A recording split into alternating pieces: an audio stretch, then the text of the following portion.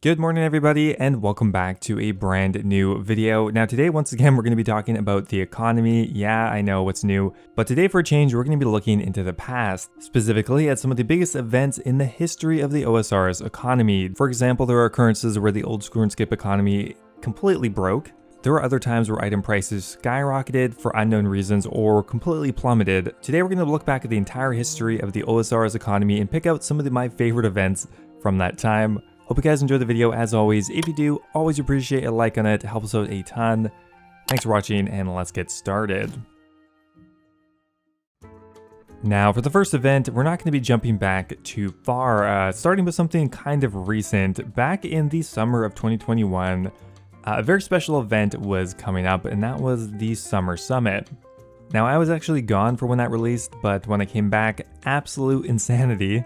As you probably all know, during the Summer Summit, the new raid, the Tombs of Amascut, was revealed, and not much was revealed about it, but for some reason, they specifically released one very key piece of information that absolutely skyrocketed the price of a certain item, and that would be the Arcane Sigil. During the live stream, they leaked that one of the new weapons would be a Mage Offhand, which we later learned would be the Lidness Ward. And although we didn't learn much key information, we did learn that it would require an Arcane Sigil to make the new ward. This caused one of the biggest price explosions of 2021, skyrocketing the Arcane Sigil from just a bit north of 100 mil all the way up to 300 mil plus. There was even some rumors of some people buying it for over 400 mil, so quadrupling in price in just a few hours. Absolutely insane.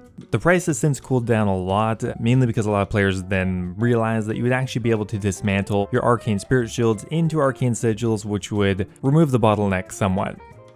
Now, most of the price tracking websites only had the Arcane going up to 300 mil, 350 mil, but obviously some people did buy it for more, because here's an example of someone possibly buying it for 550 mil. Obviously, always gotta take images with a grain of salt, but it does seem realistically possible, and well, rest in peace to 300 mil on that one. Now, just to clarify, I'm not making fun of this person. I've definitely made a mistake like this before. It sucks, but it's really just a lesson for everyone that if you are reading the update blog on the front page and it's been more than 2 minutes, you are probably too late.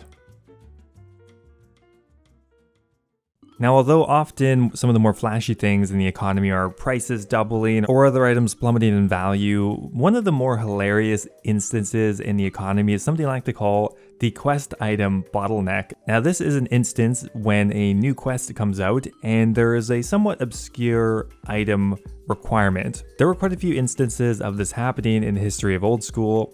One of the more recent occurrences was actually during a Kingdom Divided.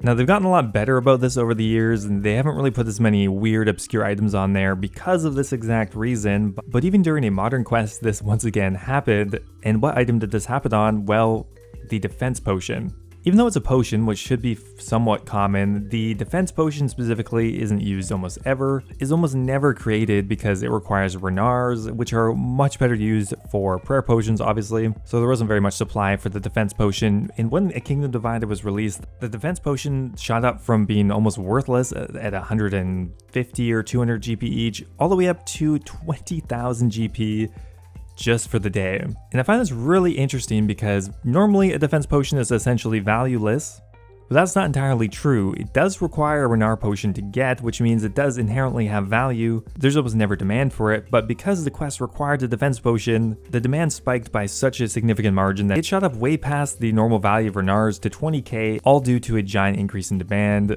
And I would say that definitely constitutes a item bottleneck. Now, this has also happened in the past with a item I'm sure some people are familiar with, vodka. Weirdly enough, vodka is not very easy to get. It is sold in a few shops, but that's pretty much the only way to get it. And with thousands of people trying to complete the quest at once, the entire stock of vodka was bought off the Grand Exchange, and the only way to get it was through shops which were bottlenecked by how many worlds there were and how many were in stock. That day, vodka went from being, once again, pretty well worthless, jumping up to over 50k in value, which is an insane increase if you look at the percentages. I'm sure there were other instances of this happening, and although if you are trying to do the quest on day one, you could get completely ripped off, I personally think it is hilarious. Now, historically, Jagex has had somewhat of a fixation with messing with the price of teleport-related items. This seems like kind of a weird statement, but if you look back, it's kind of true. Let's start off with one of the most recent examples of this happening. That would be the Revenant Cave Teleport. Now, Revenant Cave Teleports were never rare, but they were fairly expensive because they were only dropped from monsters, and the only monsters they were dropped from were those in the Revenant Cave. So pretty much ever since they were released, they fluctuated somewhere between 10k and 20k in value. But just a few months ago, Jagex decided that they were too expensive and they nuked them. How did they do that? Well, they buffed the amount that were dropped from Revenants, which increased the supply tremendously, thus dropping the price. They were worth around 10k before the update, and now they are worth almost a tenth of that. They're now fluctuating between 1 and 2k. Why did they do this? Not really sure, to be honest. Now, if we look back a little bit further than that, we have another instance of this happening, and that would be with the introduction of Ancient and Lunar Teleport tablets. Now, this was in the summer of 2020, and if we look then, there's a pretty steep drop-off for most of those tablets. Now, in this instance, Jagex decided to make the tablets craftable, which is fair enough. I mean, does a Gorok teleport need to be worth 20k each? Probably not, but that's what it was worth before, and after the update, 1k each. So it dropped over 20 times in value in just a week, which in itself is a bit of an issue. When we have stuff like Death's Coffer, quick price drops like this become fairly abusable. Now, because Death's Coffer uses the Grand Exchange price to assess value, around that time, a lot of people were buying, for example, the Grok Teleport for 1,000 or 2,000 each, dumping them in their Death's Coffer because they are valued significantly higher from the Grand Exchange value, and reaping the rewards. Now, if we go back further than that, we have probably one of the most infamous examples of this, and that would be the Zolandra Teleport. Now, on release, these were pretty much worthless because they were dropped in such large quantities. Jagex didn't like that, so they decided to make them rarer. This caused one of the largest price increases by percentage of all time.